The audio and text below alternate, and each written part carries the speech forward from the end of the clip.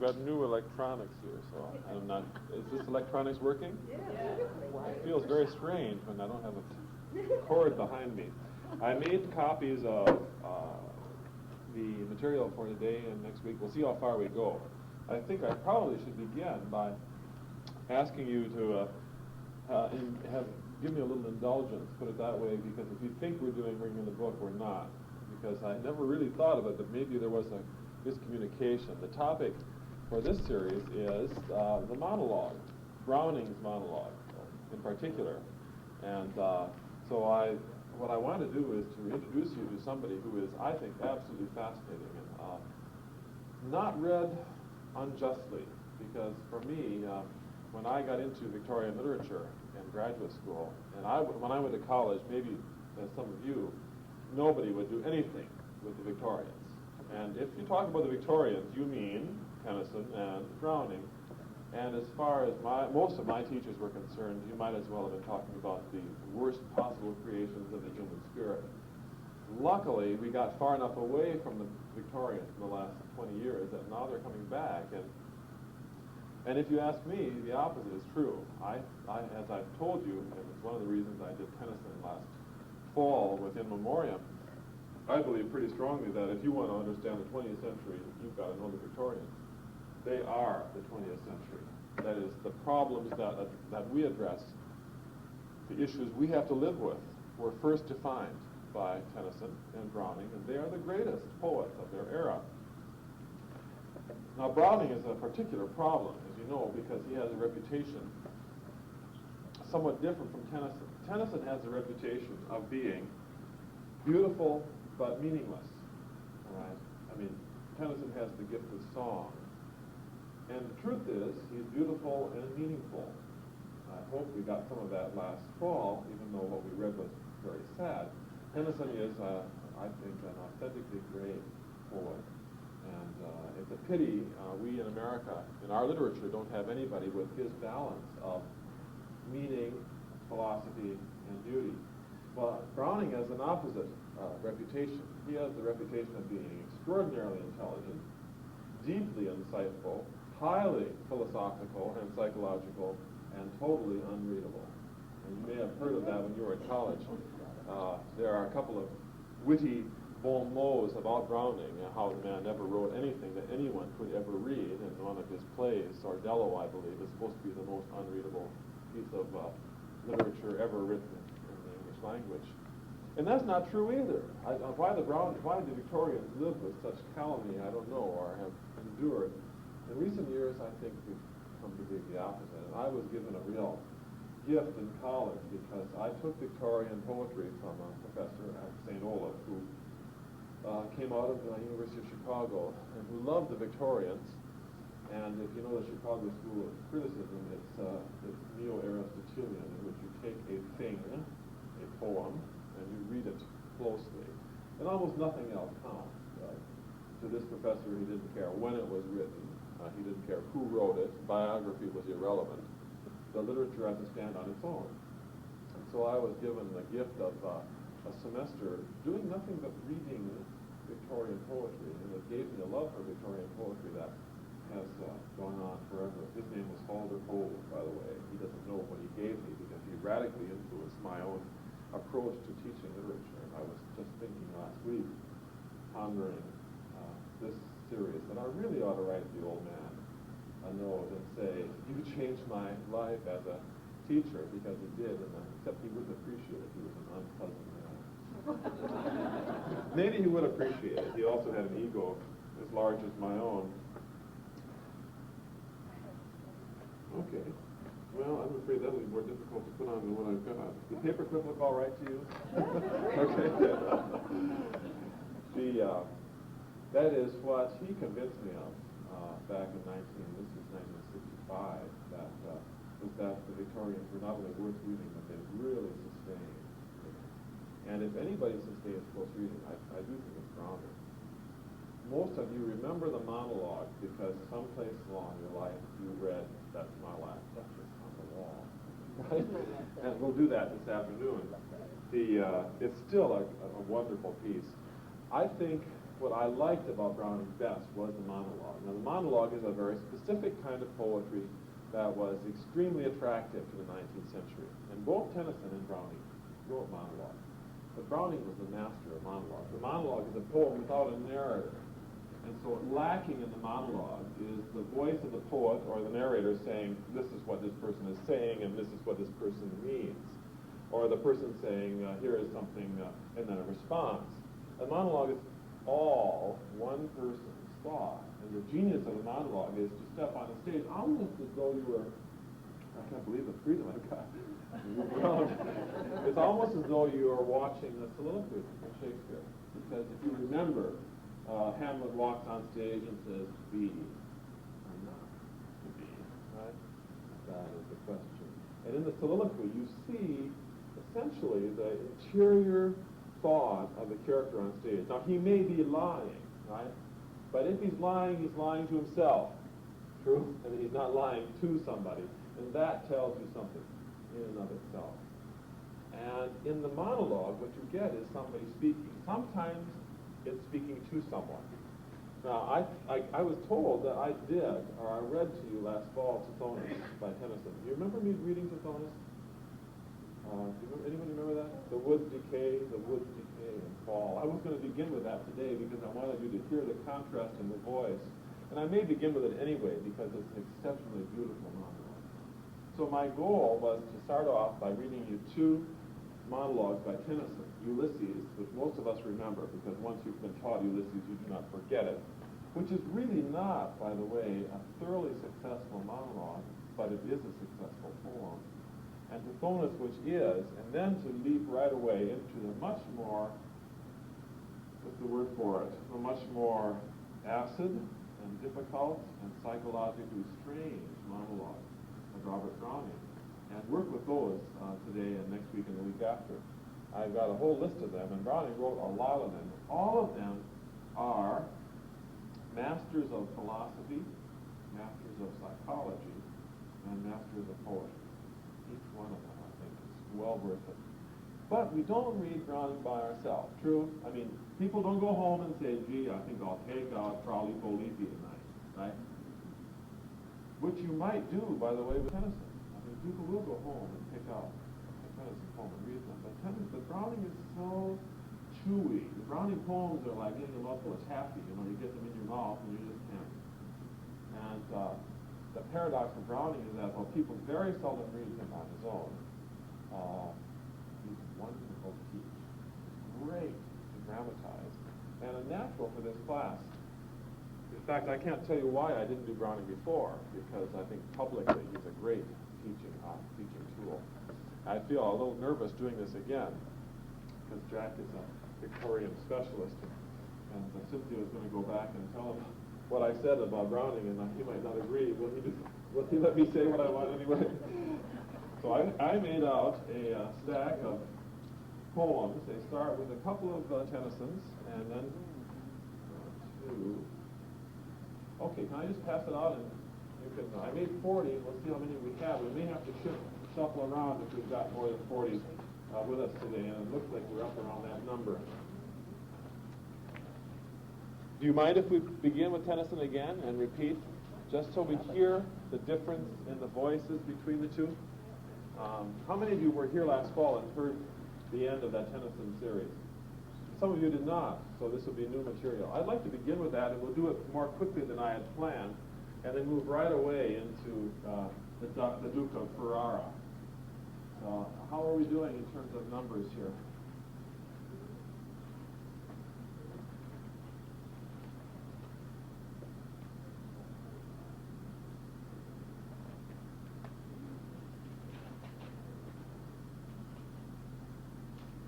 Now, I have not thought that I would do Mrs. Browning.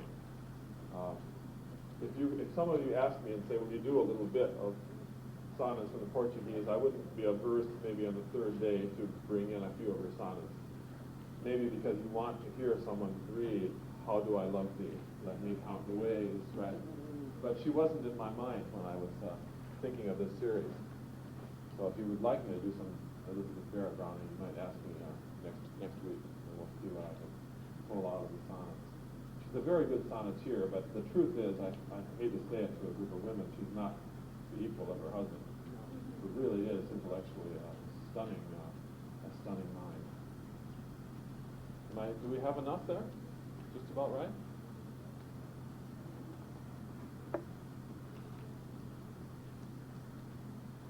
Okay. It looks like we're lacking one. I do need a copy so I can see page numbers myself, and I have 40. It's okay. We have a couple that we can still. Okay. How are we doing? Okay. Let's start with. Mary, maybe you can find that. Let's start with the one I did'd first, which is one of Tennyson's most favorite lyrics, right? And I was taught it in high school, and you were too, weren't you? Ulysses? In fact, most of us probably were forced to memorize 10 lines of this. The last lines. It's high school teachers have a habit of telling high school students that the day will come when you will need these lines. You think you can do anything now, but you will need determination someday. I wanted to begin with this because actually, even though it is a monologue, that is, Ulysses is talking, it's not a true monologue in the sense that it is a moment in time. And the true monologues are kind of moments in time. They begin, and they don't take any longer than the time it takes to read them. And they're at a certain place, and there's someone who's speaking to someone. So a true monologue is My Last Duchess. If you remember, the Duke of Ferrara is standing on at a bend in the staircase, and he's saying, "Oh, that's my last Duchess on the wall." And you know that there's an auditor, and sometimes you hear through inference who he's talking to. True? And you may know quite a bit, but that auditor really says nothing. Well, a problem with Ulysses is that it isn't like that. It's 3 paragraphs with 3 stanzas take you a little bit different places. So it's really 3 statements by Ulysses. With the monologues, after you read them, at least, you understand that there are circumstances you need to know. If you want to understand Tithonus, you need to know the myth of Tithonus. If you want to understand Ulysses, you need to know the story of Ulysses. Ulysses was one of the great Greek warriors, true? He's known as a wily, intelligent, heroic man. And the Greeks insulted Neptune, who was a friend of the Trojans, remember? And when they defeated the Trojans, Neptune, who was highly insulted, the gods had taken side, said, well, the Greeks may have won, but it's going to take them a while to get home. And when they get on their boats, the god has his vengeance. And Ulysses wanders for years. I'm trying to remember, is it 7 years? 10 years. He wanders for 10 years. And all of these Greek characters are symbolic because he has the symbolic patient wife. Remember who she was? Yeah, Penelope. Penelope's back home, and she's waiting for her husband to come back. And remember what she does? All these men try to take over because they want the throne. She weaves and knits and sews and embroiders. And she says, when I finish this product, I will marry one of the suitors. But she's a wily woman, isn't she? What does she do? She unthreads every night. And so 10 years later, she's still working on the same sweater. My wife has been doing this for 12 years. I got a green sweater that she began in 1974. And I think every night she pulls up because she's waiting for a suitor to come by. But so Penelope is the patient wife. She's good and loyal. She doesn't want another husband. And she waits. And there is a son waiting. Eventually, of course, Ulysses comes back. Remember, just at the great moment, they're having a big party in the hall. All the suitors are there who want to force Penelope to marry her. He locks the door, remember, takes out his bow and arrow and kills them all, and comes back. But it's a long road to hoe. Well, Tennyson thought, as he thought so well, about the phenomenon of Ulysses. Ulysses is one of those people whose life has been a life of action. And by the time he gets back, it's retirement time. He's won his wife back. He's killed the suitors. But Ulysses is the classic person who reaches 65, gets the gold watch, and finds himself standing on the sidewalk. What do you do? What do you do? I mean, you're not the person who has put in his time waiting for Sun City, the active retirement, the independence, the freedom. It's just the opposite. You're a person who's never stopped to think about what you do when you're not fighting a war. He is a hero. And this is a poem written by Tennyson in reflection on what must be in the mind of this man who struggled and struggled and struggled. He met the Cyclops, remember all these things. Finally gets home. He puts his feet up on the ottoman, turns on the TV, right? Penelope brings him a nice after-dinner drink, and he realizes that he doesn't want to be here. He wants to be struggling to get home. True? He wants to fight. And he's got the wife, he's got the kid. I mean, everything's, as the kids say, cool. And he doesn't have any reason to get up tomorrow morning. And you can put this in, as with great poetry, you can put it in modern terms so easily. And many of you know men like this. Some of you are married to men like this, who, when they retire, if they don't find something to get them up, and your job as wife sometimes is to say, you're going to be a volunteer down there, and you're getting up at 6 like you have for the last 45 years, and you're going to have a reason to live, because some men die when they lose their jobs. And so it's a very interesting issue. Look how it starts with Ulysses talking. And this is a monologue that is all out of his own mouth. It little profits that an idle king, by this still heart among these barren crags, matched with an aged wife, I meet and dole on equal laws unto a savage race that hoard and sleep and feed and know not. And here he is. He's back. The first line, the second word, third word is so powerful, right? That is, what is the profit of the life I'm living? Right? What do I get from it? I got back here. I mean, in the end, I'm president, all right. But look what I'm president over, a country at peace, and I'm a fighter. What kind of king is he? Idle.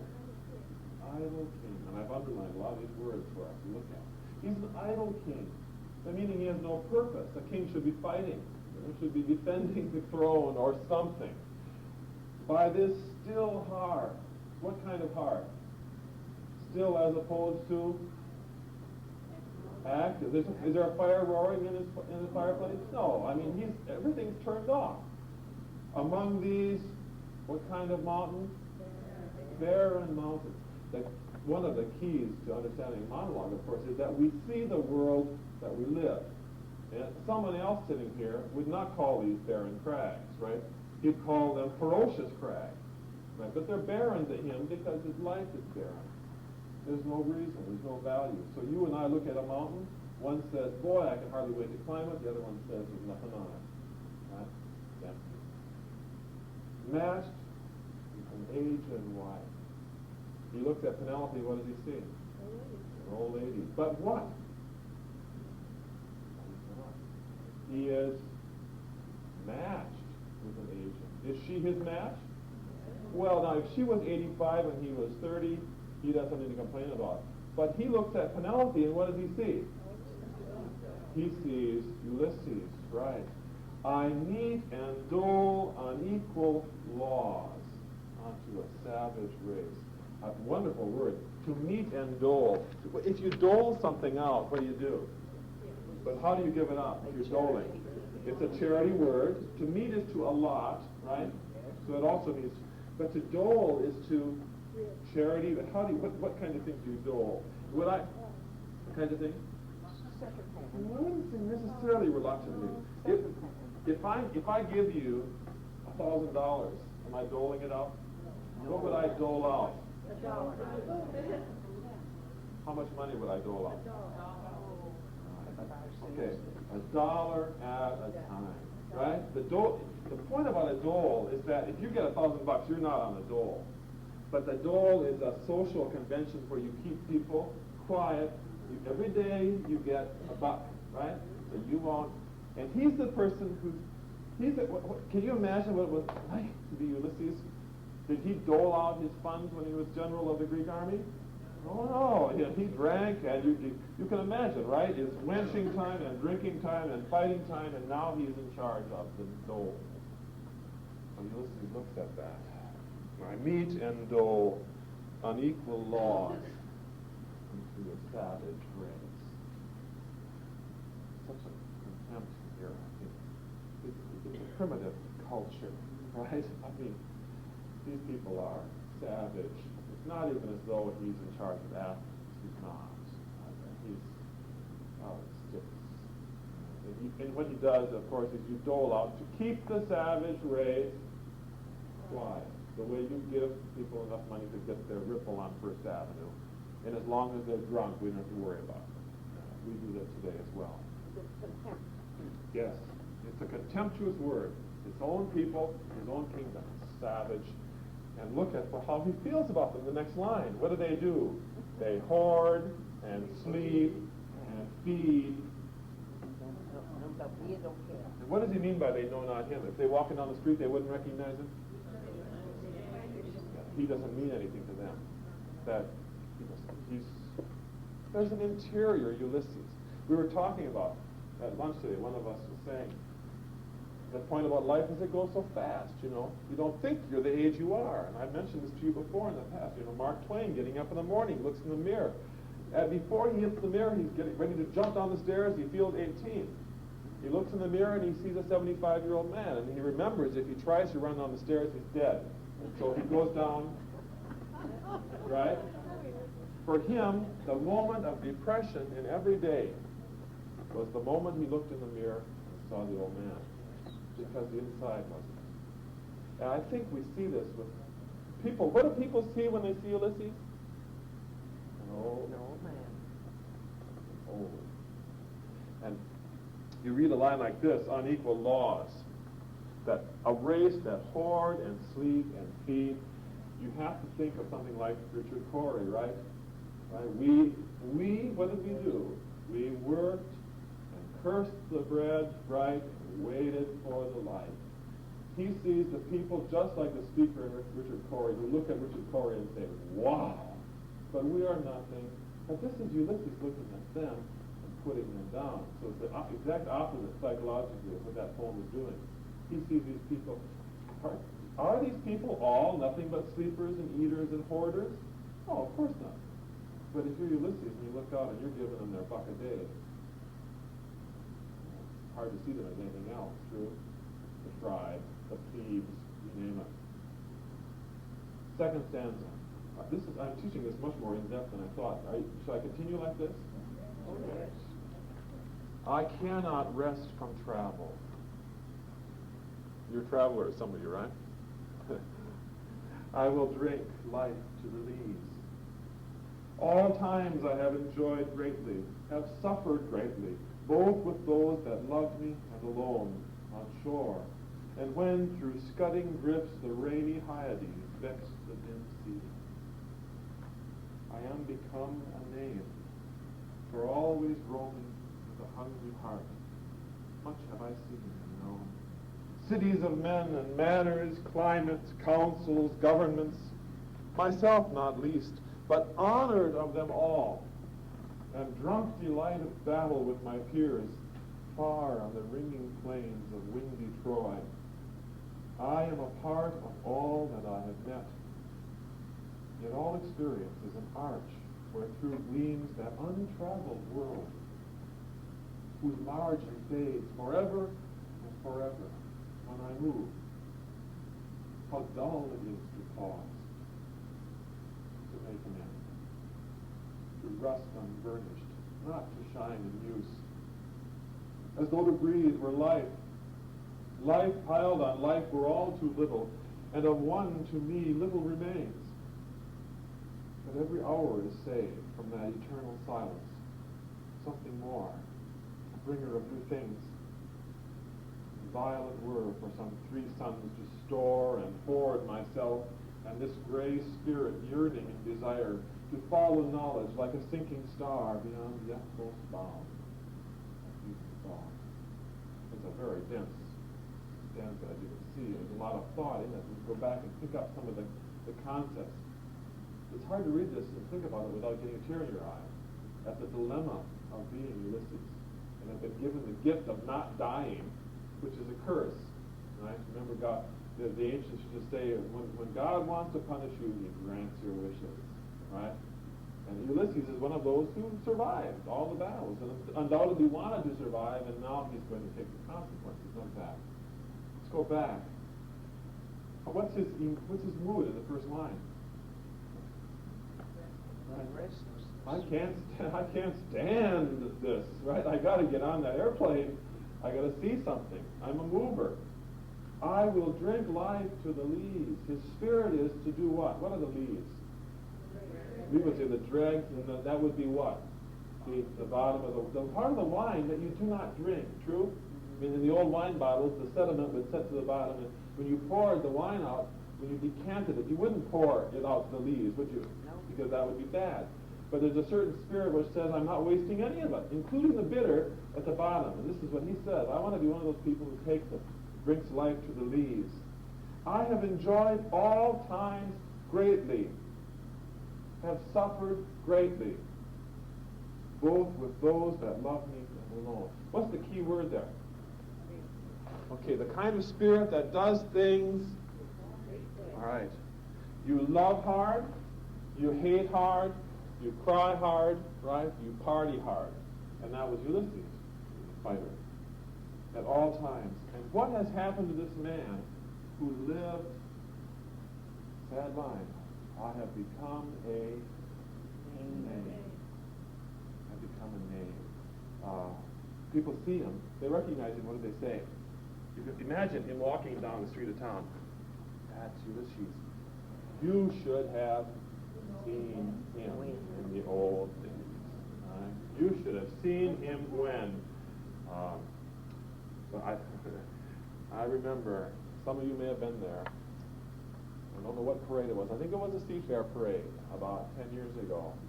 The master of ceremonies or the parade chairman or something was Gig Young. Did you see Gig Young right down 4th Avenue? One of you did. And I remember Gig Young. You remember? He was in the Rock Hudson movies, the guy who never got the girl, but who was very handsome and very debonair. Great comic actor. A little bit like the guy in the Rockford Files. What's his name? Garner. That kind of guy, you know. And Gig Young went down the street, and he looked awful, right? I mean, he looked terrible. He looked old, unattractive, worn out, and his skin was pasty, and his hair was falling out. And as he drove by, all I could hear around me, all I could hear myself was, what happened to him? A year later, he killed himself. He shot himself in New York, in a hotel room in New York. Remember that? But then, in retrospect, I thought, oh boy, you know. But he must have heard that murmur in the crowd, right? Not the murmur of "There's Gig Young," but "That's Gig Young," you know. And what courage it took for that poor man to come here and ride down 4th Avenue with the thousands of people. No, but he had the courage or the ego to do it. And then someplace along the line, maybe he heard it too well, that he can't do it anymore. So there, I have become a name. For always roaming with a hungry heart. What's he a symbol of? Never stopping. He is a symbol for the endless rover. I've been everywhere, right? And I, as a result of all my travels, he said, am a part of everything that I need. So the life he lives, he carries with you. You want to talk about Mediterranean? Talk to Ulysses. He's been there. But now people look at him and all they can think of is the past. And he says, this is what life has been for me at the top of the next column. Yet all experience is an arch, for through gleams that untraveled world, whose margin fades forever and forever where I move. What is the life he's lived to him? What kind of arch does he mean? Could be a triumphal arch, could be the arch of a doorway. But for him, it seems as though all life is moving out, right? That over there is a horizon, and there's something on the other side of that mountain. I want to know what it is. You see? Yes. The more he sees, the more he knows there's something else over there. People who never travel don't worry about what's in the next county. They know the world. The people who travel know that in the next county is something to see. Because it's there. And the more he travels, the more he knows that fact. He cannot stop. And look at these sad lines. How dull it is to pause, to make an end, to rust unburnished, not to shine in use. What's he talking about? He is useless. What is the image? An old piece of rusty Rusty? kettle or something. Not a kettle. I don't think it's a kettle. It's a sword, right? It's a sword. He doesn't want to be the sword you hang over the fireplace and forget, and it gradually covers itself with rust. Swords that are used shine. And of course, he's a warrior. So yes, it's a metal image and it's marvelous. Life, not shine on you as though to breathe were life. Is that what life is? You know, I wonder about this myself. You know, I collect books, and the most valuable books that you collect are books which are uncut, in which the original owner did not split open the pages. Remember, in the 18th century, you often bought books. They were, and so when you bought the book, you took your book knife and you cut it. And I have books. I have Garland's Public Idols. It's uncut. Well, actually, the first 10 pages are cut, and then the woman who got the book said, I don't want to read any more of that. And she put it. And so here's a book which has never been read. And my desire, a part of me says, boy, I want to split that open. I want to read it from this original first edition, this gorgeous cover. And then part of me says, cut it open, lose 50% of the value. And do I do it? But you read Ulysses and you start thinking, am I treating this book fair? I mean, what is a book if you don't even cut the pages, if you never look at it? What is a sword? Breathing is not life. That's what Ulysses says. It's not life. My grandma was senile for 10 years before she died. She breathed, right? She would have been appalled. She would have been appalled to think that she did from 83 to 93, right? She would have wanted to die at 83. That's a good life. It's a good life. But they said she was alive, so she was alive. Okay. As though to breathe were life. Life piled on life were too little, right? In other words, if you just didn't have life, but you poured it on, I want to live more abundantly, you know, the old biblical phrase. And of one to me, little remains. And since to look at things in bloom, 50 springs are little room, right? About the woodlands I will go to see the cherry on the snow, right? Of my 80 years and 20 won't come again. But here's Hausman, right? He's saying, I'm 20 years old, I have lost 20. I did that poem last week, 2 weeks ago, when the cherry trees were on blossom on the campus, and I said, I'm going to stop. We were in the middle of Milton, see, Sin and Death, and I said, I want to read you some poems by A.E. Hausman, because he appeals to young people. I had 7 kids go out that night and go to see the cherry trees. How many springs are you going to have, right? I almost missed the cherries this year. I had a friend, a former UW student, call me at 9 o'clock at night and say, come over to my place. I want to walk with you on campus. The cherry trees are blooming. And I had just taken off my shoes. I thought, no way. Well, I went back and sat down and I thought there, and I thought of Hausman, right? I have not missed 20. I've missed over half. I'm 42, so of my 80 years and 10, 42 won't come again. And how many more springs will I have a chance to see the cherry trees? And of course, Hausman's job is to get out and do it. And that's what Ulysses is getting at, right? Of one life to me, I don't have much left. Sandy and I went to see the tulips last Saturday.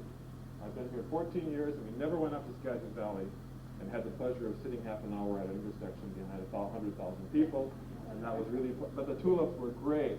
They were really pretty. And every hour is saved from that eternal silence.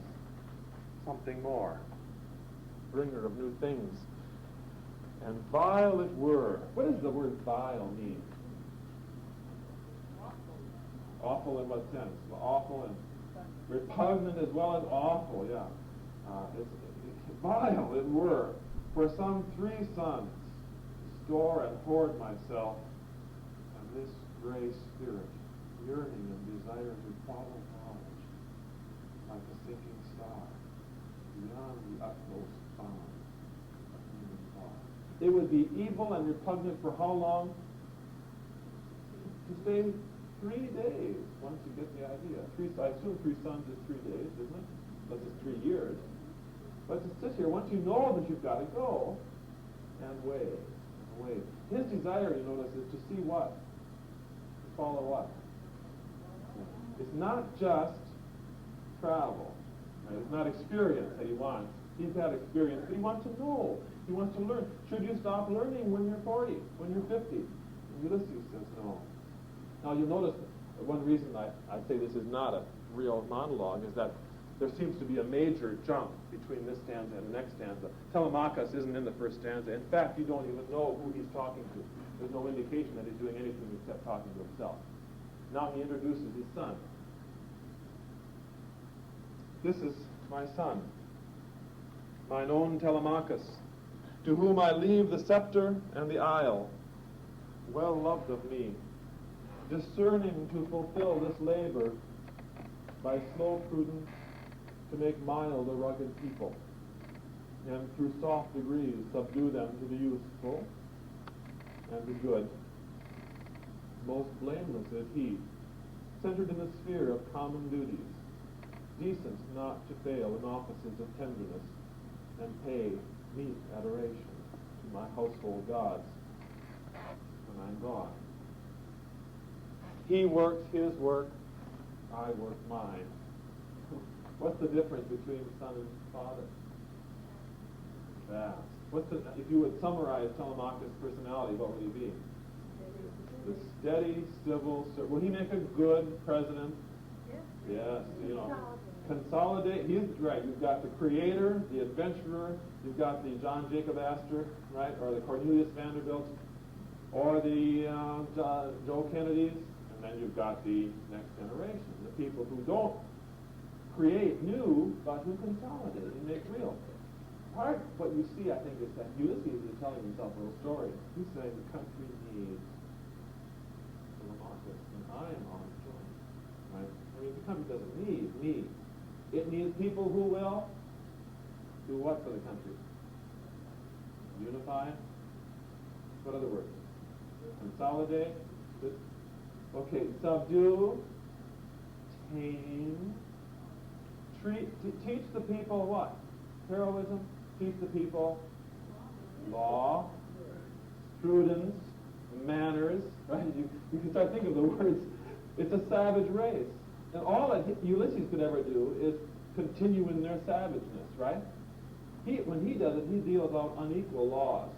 A meaning of, I assume, he says, that as the lawgiver, he doesn't have a clear code of justice behind his laws, right? One man lives, another man dies, true? That wretches, as Pope says, that wretches hang, that judges may dine, right? If it's 4 o'clock, you better not be on trial. The judge may be a little peckish, and then because of that. He just can't rule these people. These people need to be civilized. And does he love his son Telemachus? Yes. Of course he does. I mean, he perceives that this is a good young man. He's well loved, right? He will fulfill this labor that is civilizing the people by slow prudence to make mild the rugged people. I really like this poem. I think it's beautifully written. You see his problem. But how do you do it? You tame them. You tame a tiger, right? Or an elephant, calm them down. And through soft degrees, subdue them to these wonderful 19th century words. useful, and good. One of the curious issues that raises its head when you read something like this is that we always think of the Victorians as Telemachus, don't we? And the whole Victorian, work, work, work. Remember Carlyle, right? And Tennyson, I'm sure you would imagine, without thinking of Tennyson, that he's interested in useful, good things, right? Think of England in all times. And it's pretty clear when you read Tennyson that that's not true. I mean, he does not hold Telemachus up as a superior spirit to Ulysses. But that spirit is here in this poem. Uh-huh. Absolutely. Yeah. I think it's very easy to make connections with anything in the Victorian age to the 20th century. And I don't know where you take it, actually, because you'll raise the issue of class. Nothing is more depressing than looking back on the men who created America, right? The intellects. Jefferson, Adams, Madison, Washington, Franklin. Remember President Kennedy saying at a big meeting of the arts in 1960 that so much genius had never assembled in this room since the time Jefferson dined by himself, right? which is really true. Jefferson was a Renaissance man. And when you teach someone like Ben Franklin, as I do almost every year, not this year, and you say to the students, do you know how Benjamin Franklin influences you every single day of your life, that one man? When you go to the mailbox, right? When you hear the fire bell, right? When you go to university, when you read a newspaper, when you put on your bifocals. Well, they don't do that anymore, but, right? Franklin is here all the time, right? And then you think, those were the people who created America, and you look at our rulers for the last, well, name it, since Lincoln, right? You think, how do you get from Jefferson to anybody? I mean, people of great stature. You name it. I mean, I would say certainly one of the most intellectually admirable men in the 20th century was Woodrow Wilson, right? Highly educated. But he wasn't Jefferson, right? He was a dreamer, but he wasn't, well, he was a dreamer. Sure he was. Don't you think he was? He was an old... Oh, I'm just, okay. Did she say something vulgar there after old? Yeah, I mean, so we say, why... I assume that if the times required Jefferson, we'd have Jefferson, right? And when you need Ike, you get Ike, right? And he did a good job in his day. And Jefferson would have been a disruption to us. But still, we're talking about how you rule a nation, and his insight is exactly this, that they need a new generation of leaders. He will not fail in offices of tenderness. Will Ulysses? Because if Ulysses is one thing, he's not. No, right. And pay meet adoration to my household gods. Ulysses worships, but he doesn't worship the Lares and the Penates, does he? He doesn't worship the household gods. He worships the gods of battle. Yeah, Ares, when I am gone. And then another real nice, he works his work, I work mine. And of course, we should tend our gardens. Remember Voltaire saying that? And I think what Ulysses is saying is that he's in the wrong garden. And so he comes to the end, of his conclusion. I give my nation to my son. There lies the port. The vessel puffs her sail. There gloom the dark, broad seas. My mariners, souls that have toiled and wrought and thought with me, that ever with a frolic welcome took the thunder and the sunshine, and opposed free heads, free foreheads. You and I are old. Who's he talking to now? Penelope. No, it's not Penelope. He's talking to his mariners, his sailors who came along with him. You notice that there's an audience to this stanza, which is obviously not the audience to the second stanza, whatever it is, or the first. You and I are old. Old age hath yet his honor and his toil. Death closes all. But something ere the end. Some work of noble note may yet be done. Not unbecoming men that strove with gods, The lights begin to twinkle from the rocks. The long day wanes. The slow moon finds. The deep moves round with many voices. Come, my friends, 'tis not too late to seek a newer world. Push off, and sitting well in order, smite the sounding furrows. For my purpose holds, sail beyond the sunset and the baths of all the western stars until I die. It may be that the gulfs will wash us down. It may be we shall touch the happy isles and see the great Achilles whom we knew. Though much is taken, much abides, and though we are not now that strength which in old days moved earth and heaven, that which we are. One equal temper, heroic hearts, made weak by time and fate, but strong in will, strive, seek, find, not good to be. Now, I was taught that in high school as, right, the decision not to give up. And my high school English teacher made me memorize those words all the way down from my purpose holds to sail. Do you ever have to do that? Yeah. To sail beyond, bring back your old lines. It certainly is a marvelous claiming that even though you lose some powers as you age, you don't have to acquiesce. Right? It is the Victorian equivalent of Ralph Waldo Emerson's great poem on aging that we did 3 years ago. Where he says, if your firmament retracts to a tent, right, then you live in the tent. Right? I mean, all of us are going to we will have to do less as we age, but I will not give up trying. And I remember teaching to you that one of my great feelings of praise for Emerson is that he went on into senility and never stopped. And when he couldn't write a new essay, he took out his old essays and rewrote them. And that kind of spirit is the spirit Ulysses works on. And this stanza is, for some people, a symbol of the Victorian age. It's determination not to surrender. Let's go back and pick up a few of the lines. You notice that if this is a monologue, what has happened up to this point when he begins the next line? There lies the port. The vessel puffs her sail. What's happened? He's taken off, and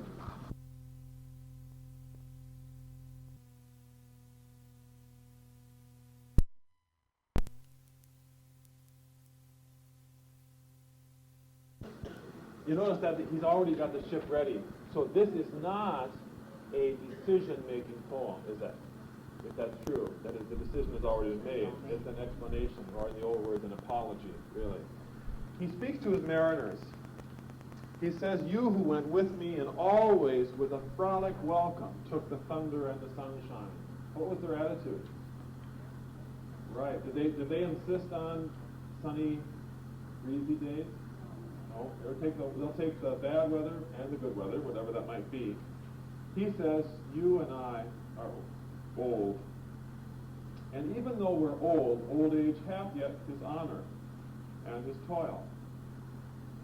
Interesting, he says, you always get honor with old age, don't you?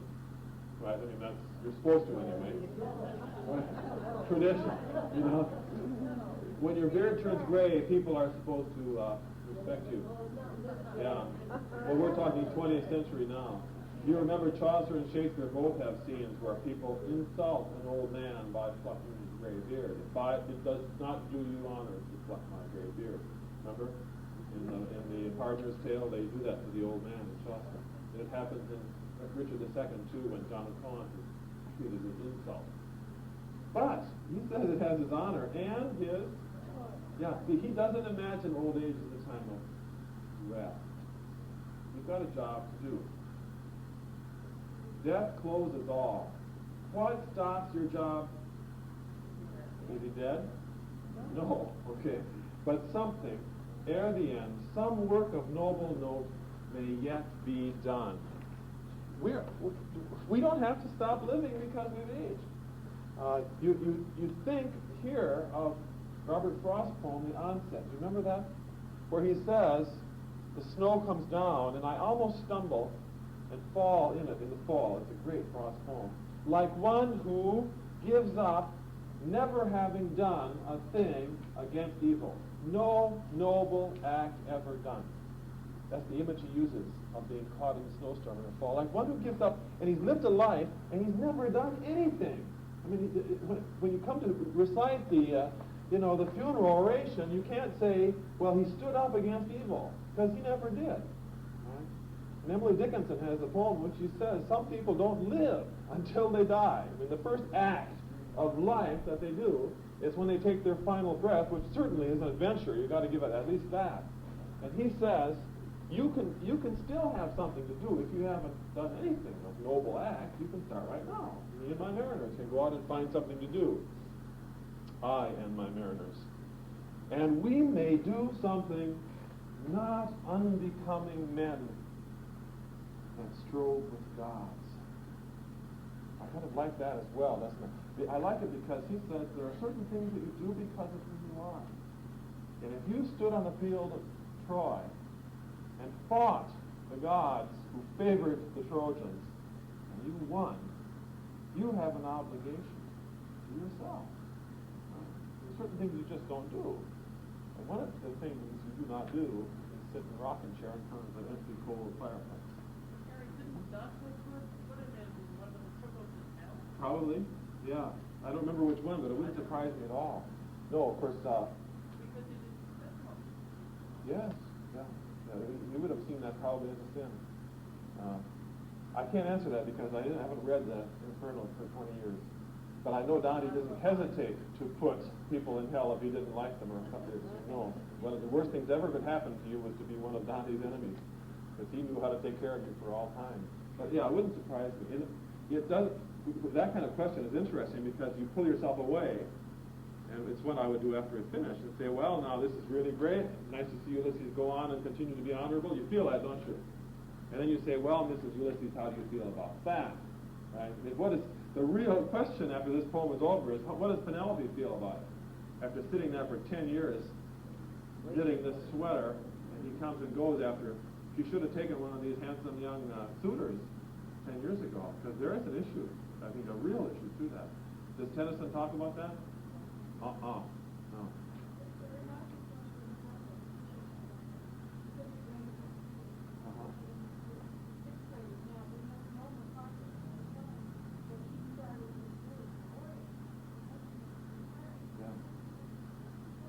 Yeah, that's right. He was way on in years. He could have retired easily. Yeah. And he was active in World War I, wasn't he? Yeah, he was active in World War I. Yeah. Sure. Well, I don't think of MacArthur, but I do think of Churchill when I think of this, who by 1940 was already over 60 and had already gone through the Boer War and World War I and had an illustrious career. That's right. But he also could have gone back to Blenheim Palace or someplace and settled down and lived in luxury and didn't do it. There are a lot of people you could think about in that context, people who should have retired and didn't. So it's appealing, yeah. Well, he says, come, my friends, it's not too late to go off. My purpose holds to sail beyond the sunset in the baths of all the western stars until I die. That's nice too, isn't it? What is the image he gives? What is the image in your mind of his purpose as he describes it? Yes, but what's the image you have? The edge of the world, right? Do the stars take a bath? Well, if you're in Europe and you're looking to the west, into the Atlantic, he wants to go over the rim. He wants to go over the rim. Yeah, beyond the sunset. And what might happen? It may be that the gulfs will wash us down. We may not come back. It may be that we shall touch the maybe we'll meet Achilles, who's dead, right? But probably we will. The happy isles are where the great warriors go when it's all over. What do they call them? They call them the Elysium Fields. Yeah, Elysium. Achilles died when? Paris, Shada, arrow into his heel, yeah. Whom we knew, though much is taken, much abides, and though we are not now that strength which in old days moved earth and heaven, that which we are. One equal temper, with heroic heart. We are one, right? All of he and his sailors are united in spirit, and they're all gray-headed and bald, right? They've all got an extra tire, probably. Made weak by time and fate, but strong in will. Strive, seek, to find, not to yield. Interesting. Strive and seek and find are all equivalent types of words, right? I mean, we're going to search, we're going to seek, which is another kind of searching, and we're going to find. The last of these verbs is kind of interesting. Not to yield, well, not to yield to what? To fade, to persevere against age, not whatever it is, right? Say uncle. Is he going to say uncle? No, he's not. Well, that is a good example of, I think, Tennyson. We didn't do that poem, did we, last fall? No. So I won't do Tithonus, which I read to you. It's time for a short break, and we'll begin right away with My Last Duchess, which most of you do remember.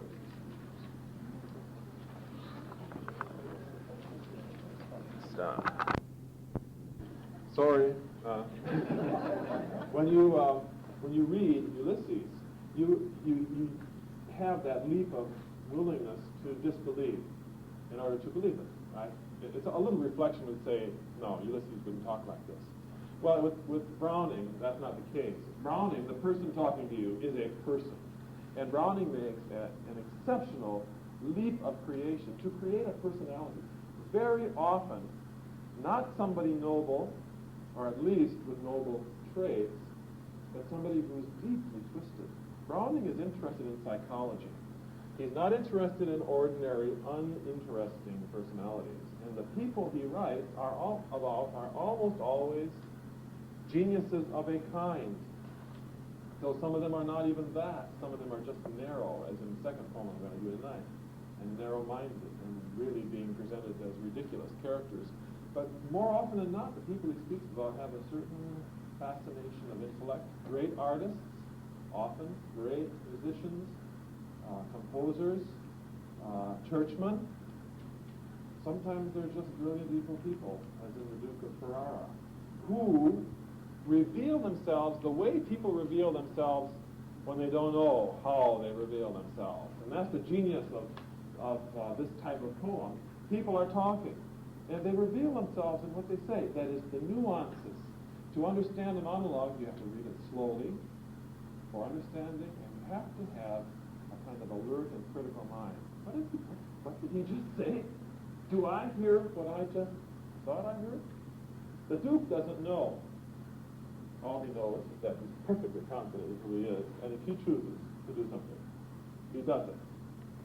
He's representative of the Renaissance egocentric nobility. He has certain rights. And among the rights that he has is the right to be master of his wife. And it's not an issue. We're not talking about feminism here. And he is one of the coldest people you will encounter. Nobody can do it like Browning. I would say that Tennyson could not write a poem like this, but what he could do, he could do very well. But you don't get this taste. He's talking, right? Talking to someone who is lesser than he, okay? This is Ferrara. You notice the natural language. He's not interested in flighty language. That's the word I want, not high flights of language. Wouldn't fit at all, because people don't talk like that, do they? In Tennyson, he would get you to believe that people talk like that. My purpose holds to sail beyond, right? But people don't really talk like that. Browning knows that people don't, and he wants the real voice. And so it starts in the middle of a conversation. They've been walking up or down the stairs, and he sees this portrait, right? The first revealing phrase, the first revealing word is the third word. That's my last Duchess on the wall, painted on the wall. looking as if she were alive. You show your artwork? What's the first word that hits you? My last. What does that mean? She's dead. Okay, it could mean that he collects duchesses, right? Yes.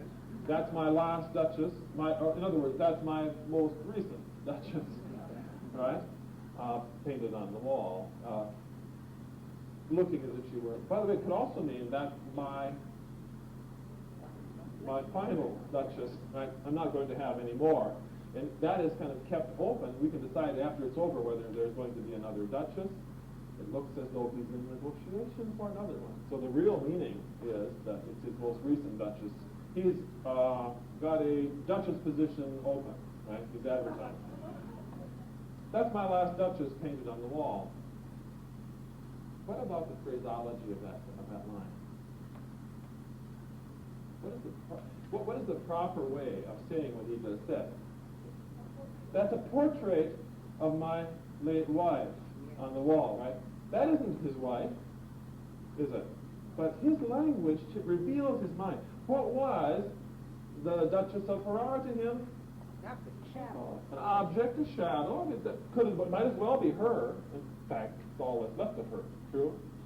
That's my last duchess painted on the wall, looking as if she were alive. Is it a good painting? Yeah. You hear the subjunctive in there? Is she alive? It's not. But boy, that is lifelike painting. I call that peace or wonder. Fra is brother, right? The person was a brother of one of the Roman Catholic brother orders. Fra Pandolf's hands worked busily a day, and there she stands.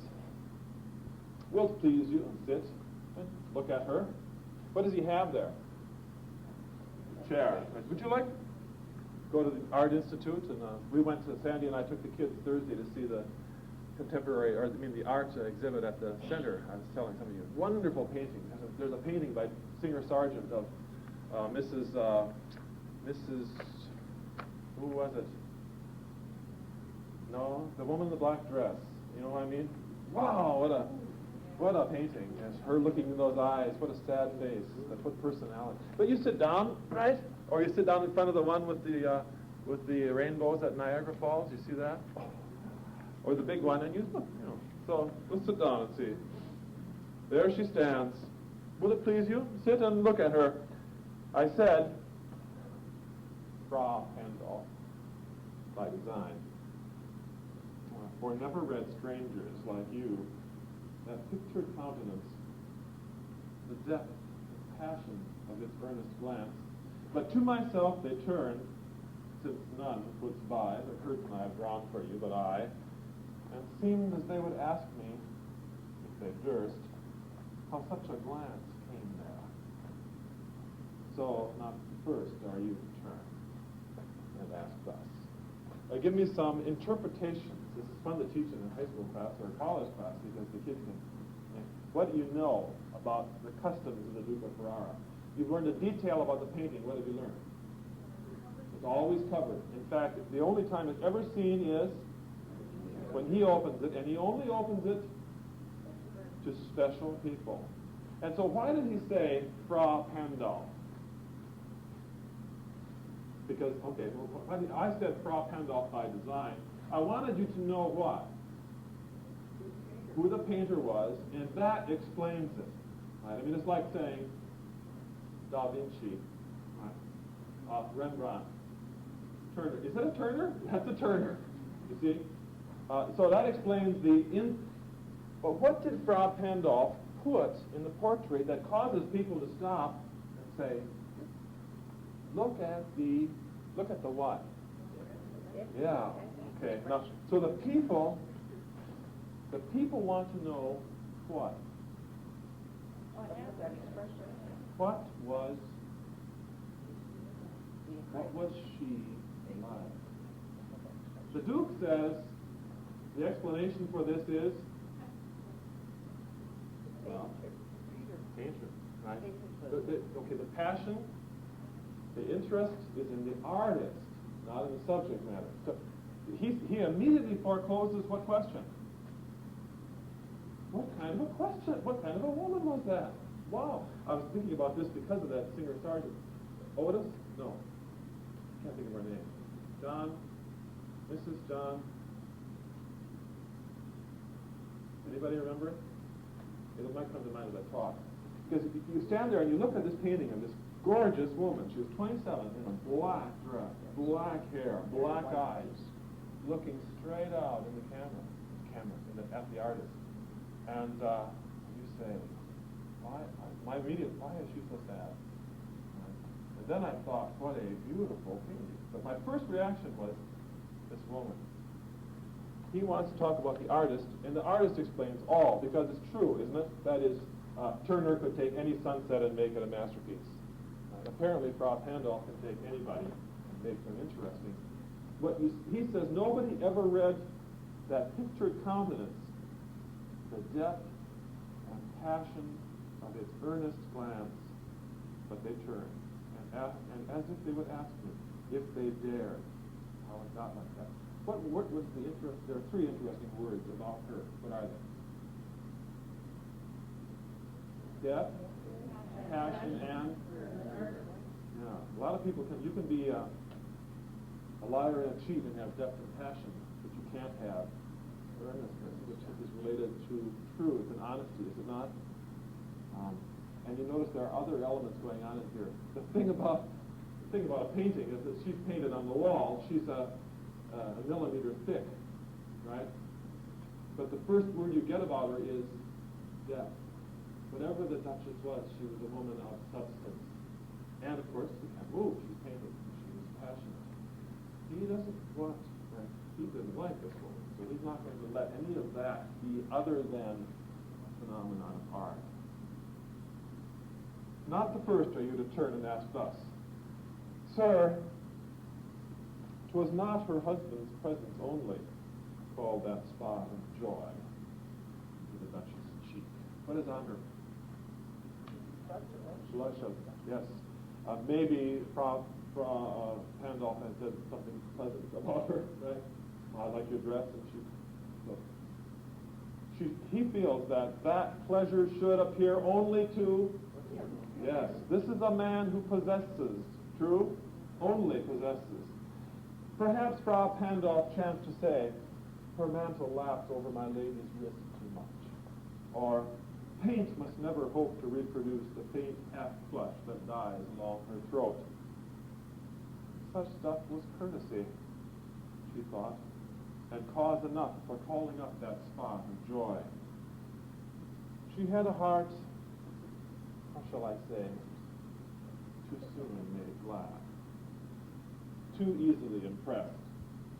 She liked whate'er she looked on, and her looks went everywhere. Boy, you learn a lot. I don't know how much you learn about the Duchess of Ferrara, but you learn a lot about the Duke of Ferrara. What was he unwilling to have? Any rivals, but rivals of what? What kind of rivals?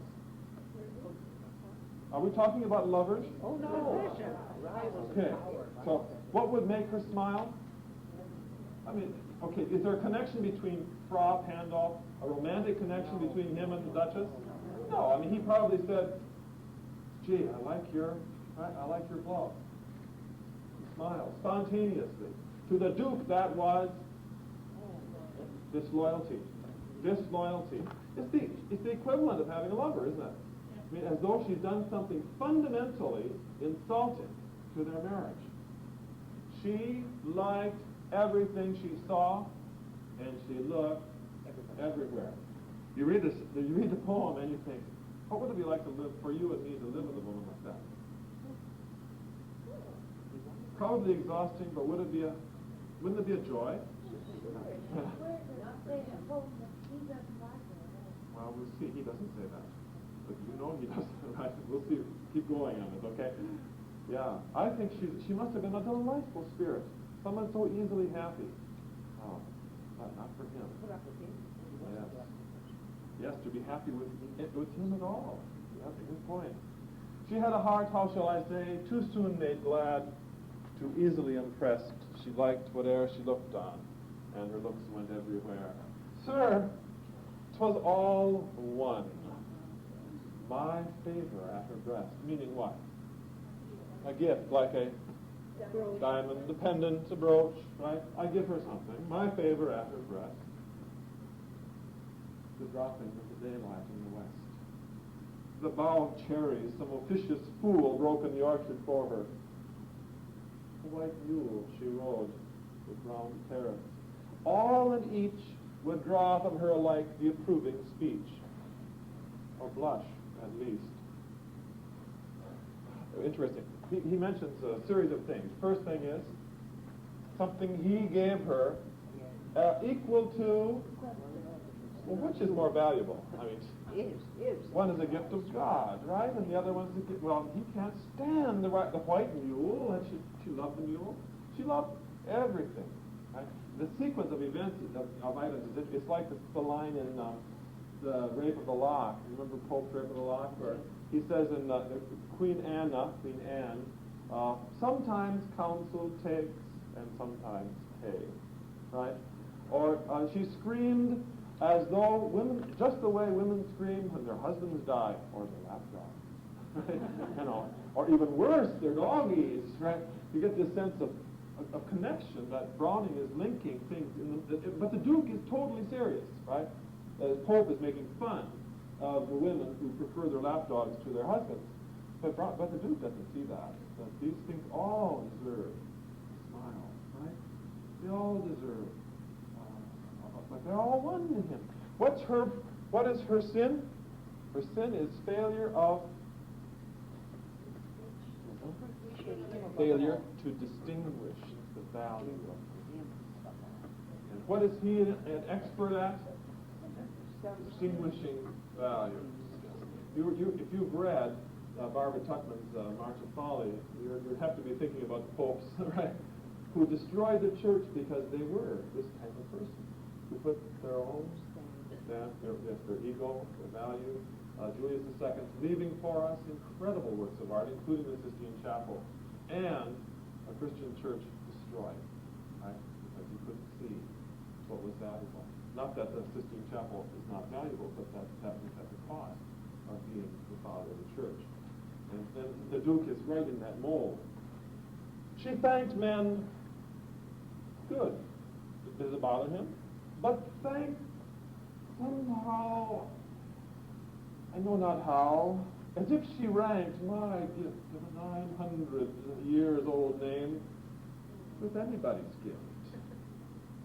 Who would stoop to blame this sort of trifling, even had you skill in speech, which I have not, to make your will quite clear to such an one, and say, just this or that in you disgusts me. Here you miss, or there exceed the mark. And if she let herself be lessened so, nor plainly set her wits to yours, forsooth, and made excuse, even that would be some stooping. And I choose never do. You see, he said, I was in this dilemma, right? I mean, I've got this wife, I have given her the name. She is the Duchess of 900-years-old name, and she doesn't understand. Appreciate it properly. And now, if I try to explain it to her, this is such a wonderful sequence of, you see how it's all spontaneous? Almost, he's reasoning it out. Ulysses isn't like that, is it? Every line follows the previous line. Beautifully done. But Browning wants us to get inside the torturous mind of the Duke. Who would stoop to blame this? I mean, you can't do that, right? So he couldn't say anything to her about it, could he? No. I mean, you can't say you shouldn't appreciate your white mule. How do you explain? Even if you could explain, well, I can't because I'm not a man of words, he said, if you could say this, okay, and then he gives an example of what he might have said had he words. Just this or that in you disgusts me. You ever talk to your husband like that? No. I just want to say to you, George, that I do love you, but there are certain things that disgust me. What is disgust? Yeah, displeased, but more than displeased. Right? You got to repels you. Yeah. My wife squeezes the toothpaste in the middle of the tube, and she always has. And for 20 years, it's irritated me that she doesn't read it where it says you should squeeze it up from the bottom and keep it nice and neat. And so we have a conflict of personality. I repeatedly squeeze it up from the bottom, and she goes in and goes like this. And, people are like that, right? You always marry the one who does the opposite. But it doesn't disgust me that she does that. I think she just fails to see the beauty of the toothpaste tube and how it should be kept. And so we have a minor irritation in that way. Right? I mean, I have a minor irritation. But it's the kind of thing that would disgust the Duke, right? It would offend his sense of aesthetics. And so he uses one of the most powerful words you can use. You disgust me. Well, right? He doesn't have the choice of that word. If you stop to think about it, shows that he doesn't have any. He talks about distinction, but he has no range of distinction himself. You see the curiosity there? He has no finesse. He has no finesse. Her sin is that everything was the same to her, and he doesn't know it, but everything is either all or not at all, right? Either you're all mine or you're nothing. And so he himself is a victim of that. I suspect that as you read the monologue, you would catch that she probably knew very well the difference in values between things. And that, as a gentle lady, she was a courteous, kind person who knew enough that when the painter said, I like your dress, knew enough to look him in the eye and say thank you and show that he meant thank you, right? Which is the art of civilization, is it not? To speak what is a pleasantry and make it sound as though it's pleasant, as opposed to just there. So, the Duke just doesn't see this. Here you miss, or there exceed the mark. And even if I could have taught her, and if she let herself be lessoned so, nor plainly set her wits to yours.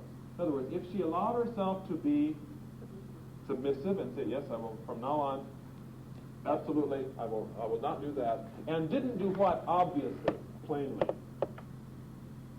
Nor plainly set her wits to yours.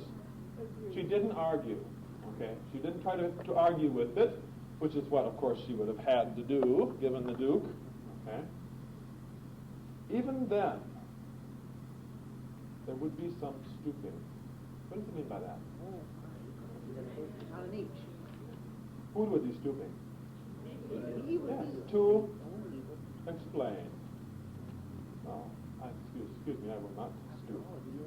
That's right, and dukes have certain, and I choose never to stoop. There are certain lines in Browning that just chills up your back. Tongue in cheek. Oh, sir, she smiled, no doubt, whenever I passed her. But who passed without much the same smile? This grew.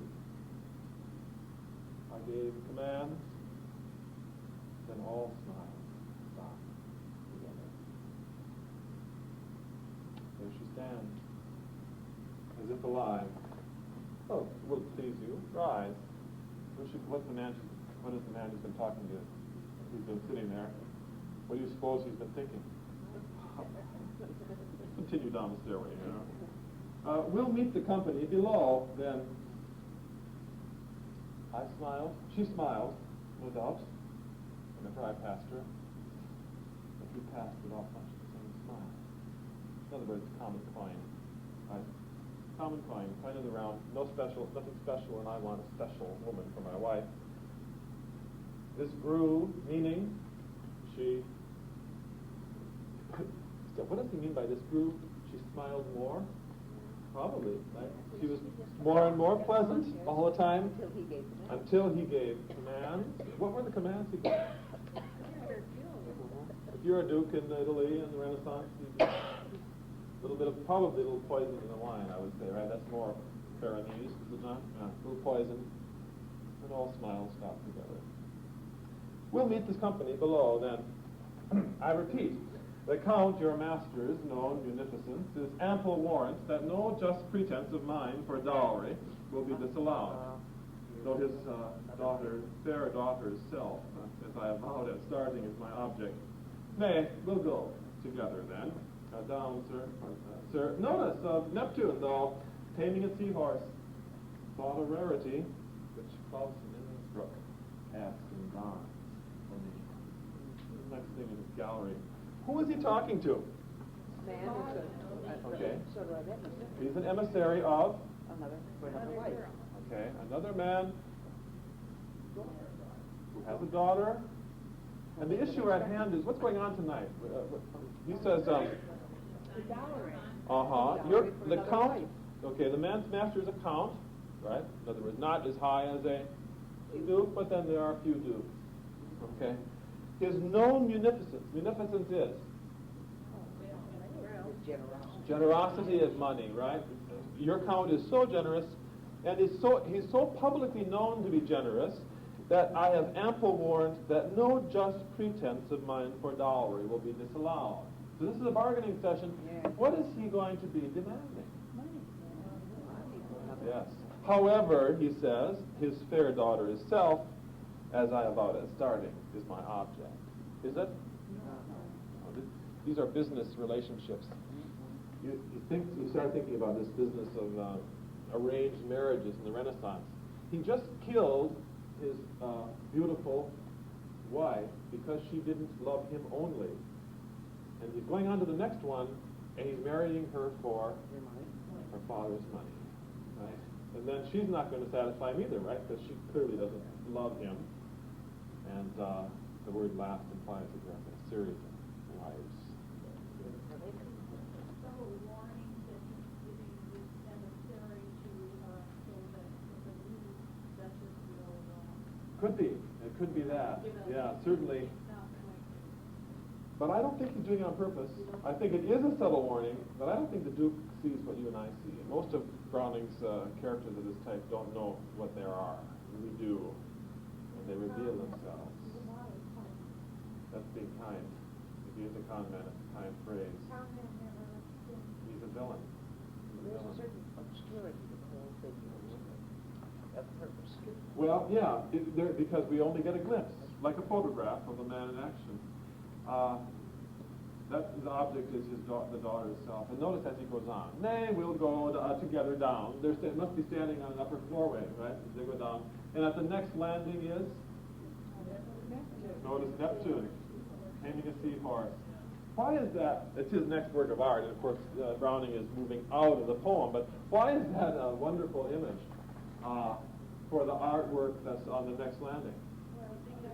Because he can't tame his seahorse, right? He can kill a seahorse, but the image of Neptune, the god, right, ruling over his inferior, thought a rarity. What does he point out? Always?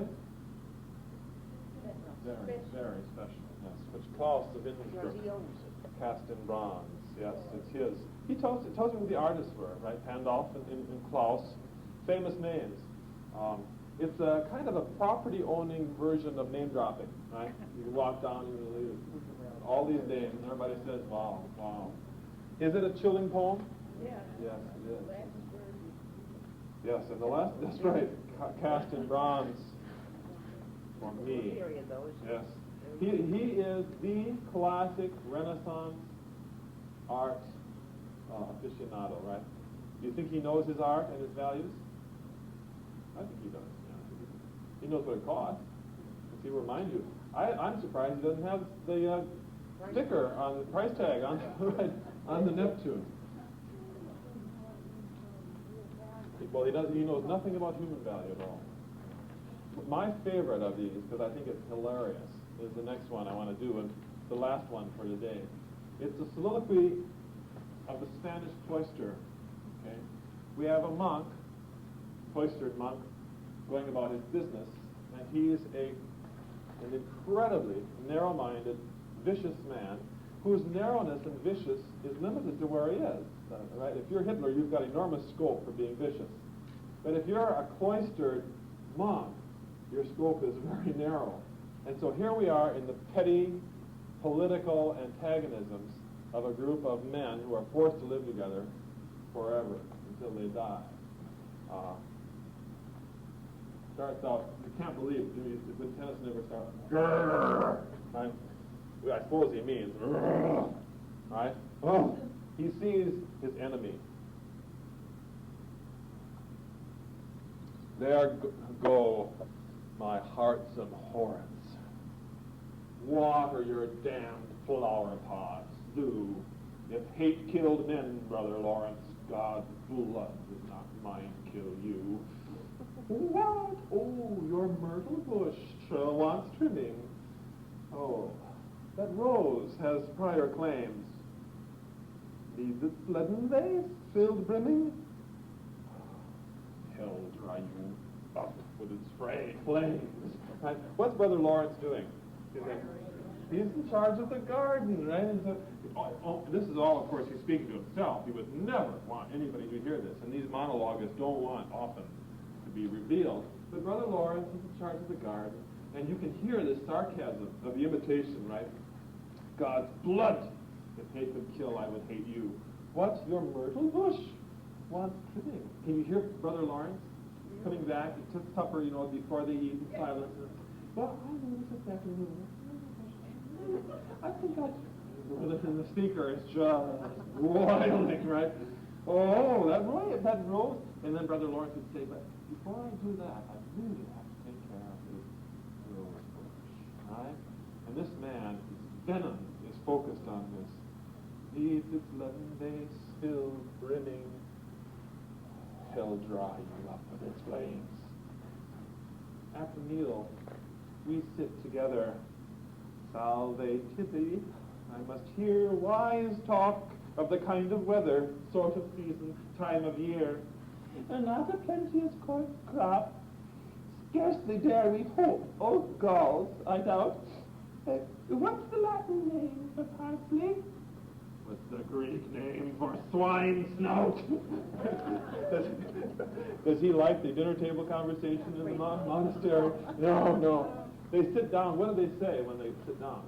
They say, salve tibi, right? So they go, he's trapped in ritual, right? He doesn't belong in a monastery. They sit down and eat, and they're allowed to talk about certain things, but they have nothing to talk about, do they? Because all they do is live in the monastery, and he imitates their language. Oh, it's pity we're not having a large crowd. No, I don't think we can go all this year.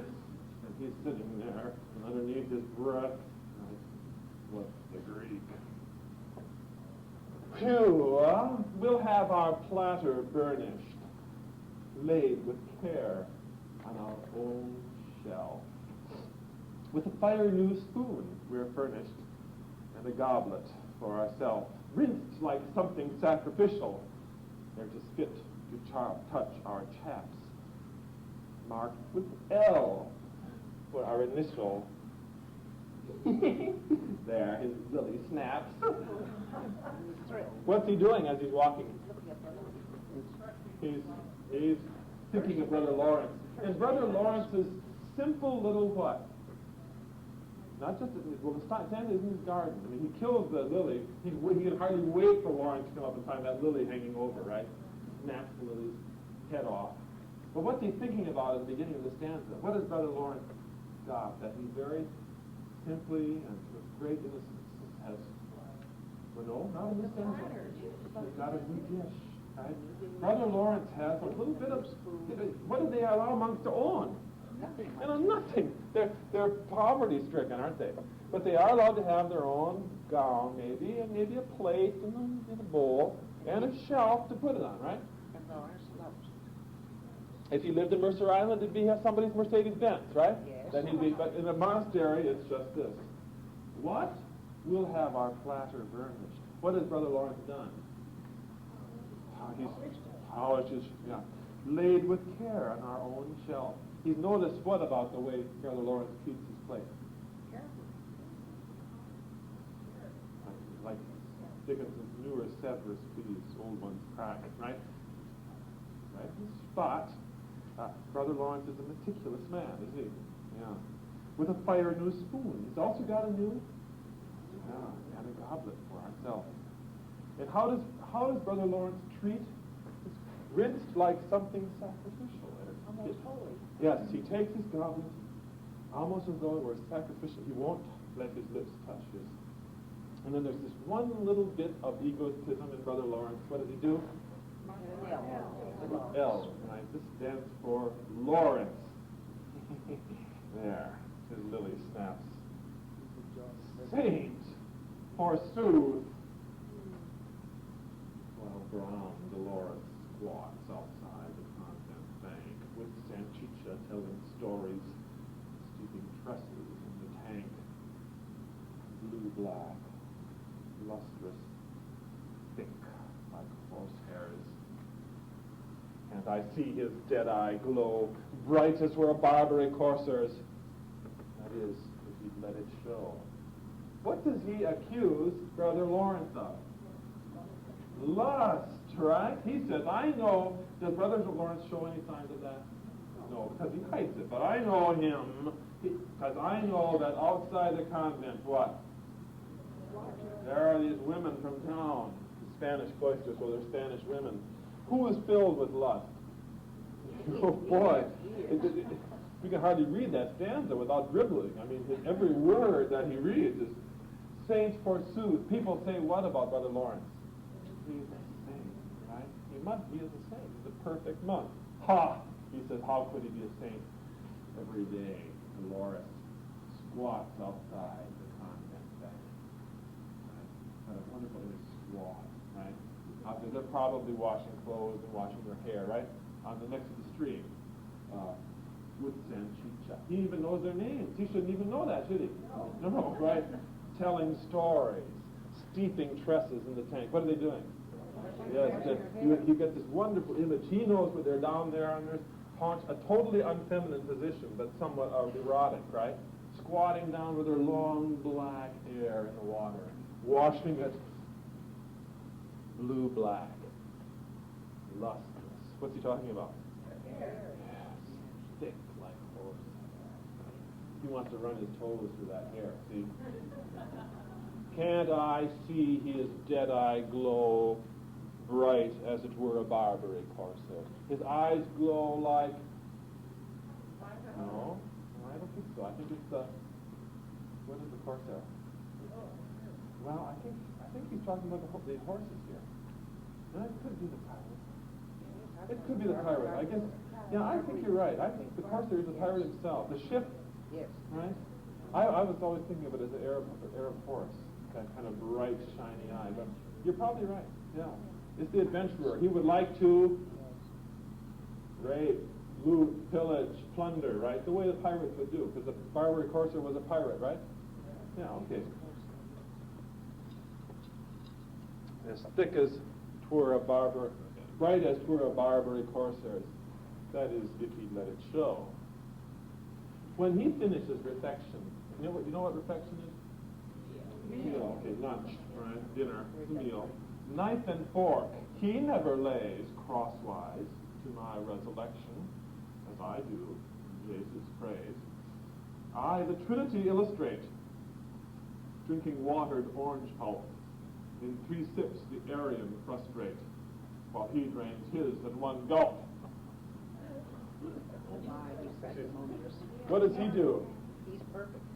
What does he do? When he's finishing dinner, he takes his knife and fork and very carefully makes the cross, right? Everything he does symbolizes something. He drinks his orange pulp in. He frustrates the Aryan heresy, didn't believe in the Trinity, right? So he, as though how you drink your oranges in the morning would refute the philosophical theology of an enemy. I show them 3. And Brother Lawrence doesn't even think about that. How can he be holy, right? How can he be a holy man? He cares about his flowers instead of the Trinity. He drinks his orange juice straight down. Yeah. He's still in the garden. Oh, those melons. If he's able, we're to have a feast. So nice. One goes to the abbot's table. All of us get each a slice. How go your flowers? None double? Not one fruit sort you can spy. Strange. I too. It's such trouble. Keep them close on the sly. What's he doing? Every day he goes and finds the fruit, right? And Brother Lawrence can't understand what? We're not going to have any melons. What is infuriating him? If Brother Lawrence, you can hear Brother Lawrence's words again. Oh, we're going to have a feast. If he's able to do it, we'll have cantaloupe, right? But what's awful? The abbot gets a whole cantaloupe, and what's he going to get? One slice. Okay. There's a great text in Galatians